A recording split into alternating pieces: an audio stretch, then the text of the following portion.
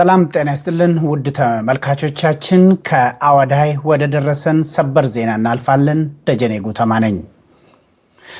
አምና በምስራቅ ሐረርጌ ዞን አዋዳይ ከተማ 6 የኦሮሞ ወጣቶችን በጠራራ ፀሐይ በጥይት ደብድቦ በገደለው በወያኔው ሰላይ በአብዱ ኢድሪስ ላይ የማያዳግም የማስተማሪያ እርምጃ ዛሬ ተወሰደ። የወያኔው ሰላይ አብዲ ኢድሪስ 6 የኦሮሞ ወጣቶችን በጥይት ከገደለ በኋላ ለይስሙላ ለጥቂት ጊዜ ታስሮ ነበር።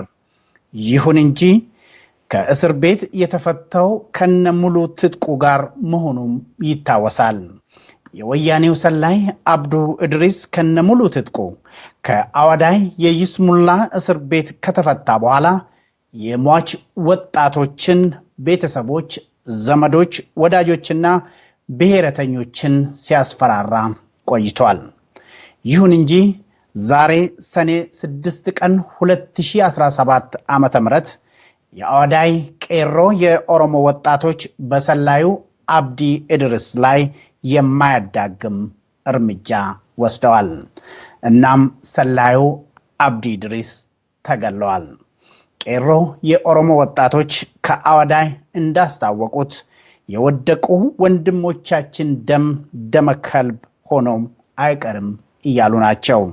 ወጣቶቹ ማንኛውም አካል የኦሮሞ መብት ከመጣስ እንዲቆጠብም በዚሁ አጋጣሚ አስጠንቅቀዋል።